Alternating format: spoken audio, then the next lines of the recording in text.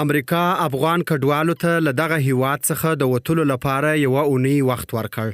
امریکایي رسنۍ وایي هغه افغانان چې د جمهوریت له نسکورېدو وروسته له امریکایي ځواکونو سره امریکا ته تښتېدلي وو اوس باید د یوې اونۍ په ترڅ کې له دغه هیواده څخه ووځي، که نه نو دوی به له جبري شړلو او قانوني اقدام سره مخ سي.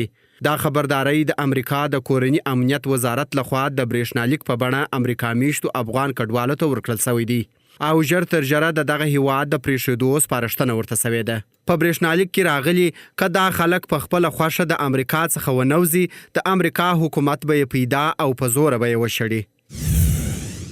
روسیې د اسلامي امارت نوم د تور لیست څخه لرې کړ.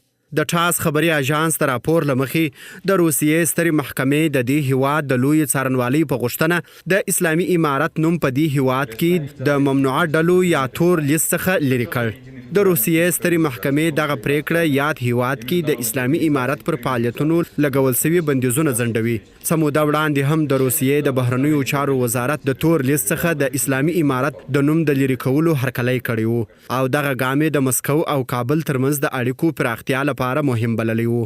په کابل کې د روسیې سفیر دیمیتری ژیرنوف هم د بهرنیو چارو وزیر ته د روسیې د سترې محکمې هغه پریکړه رسما ابلاغ کړه چې له مخې یې د دغه هیواد د ممنوعه ډلو له نوملړ څخه د افغانستان اسلامي امارت پخوانی نوم د طالبانو تحریک وایستل سو. یونیسف وایي په غزه کې هر ورځ 29 ماشومان په شهادت رسیږي. د ماشومانو لپاره له تر ټولو لوی نړیوال سازمان ویان د پنجشنبې په ورځ د غزې په ترانګه کې د روانو شرایطو په اړه بوژنونکې احصایې وړاندې کړي او له نړیوالې ټولنې څخه د مرستې غوښتنه وکړه. په فلسطین کې د یونیسف ویان کاظم ابو خلف له الجزیرې سره په مرکه کې وویل په غزه کې وضعیت خطرناک دی او موږ د ګړنګ پر غاړه یو. دا خبرې په داسې حال کې وسوې چې د غزې پر ترانګه د یرغل د بیا پیلېدو په 21 ورځ اسرائیلو په غزه کې یو نوی قتل عام راپیل کړ چې له 23 څخه زیات فلسطینیان یې په شهادت ورسول. نن سهار د خان یونس په مواسي سیمه کې د اسرائیلي اشغالګرو ځواکونو د کډوالو پر خیمو بمبارۍ کې د یوې کورنۍ له 10 غړو په ګډون له 15 څخه ډیر فلسطینیان په اور کې سوځلي چې پکې ماشومان او میرمنې هم شامل دي. د غزې په شمال کې د بیت الاحیا په پروژه کې هم د کډوالو پر یوې خیمې د اسرائیلو په هوایي برید کې د یوې کورنۍ 6 غړي په شهادت رسیدلي. دغه راز د جبالیا په کیم کې د کډوالو پر یوه خیمه په یو بل برید کې د یوې کورنۍ 9 فلسطیني وګړي په شهادت رسیدلی. د یونیسف ویان د اسرائیلو د روانو جنایتونو له امله د غزې په ترانګه کې د روانو حالاتو په اړه ویل چې د جګړې له پیل راهیسې په غزه کې د وژل شوو ماشومانو اوسط شمیر هر ورځ 29 ته رسیږي.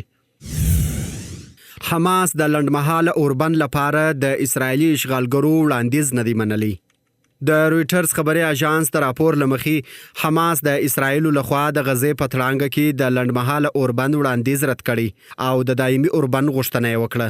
په راپور کې راغلي د حماس د مرکچي پلاوي مشر خلیل الحیا ویلي چې اسرائیل د داسې هوکړې له لارې د جګړې ویجاړۍ او د غزې خلکو د لوږې دوام لپاره د خپل سیاسي اجنډا د پټولو هڅه کوي. اسرائیلو تر دې وړاندې په غزه کې د 45 ورځني اوربند وړاندیز کړی وو او له حماس څخه غوښتنه کړې وه چې خپل وسلې تسلیم کړي.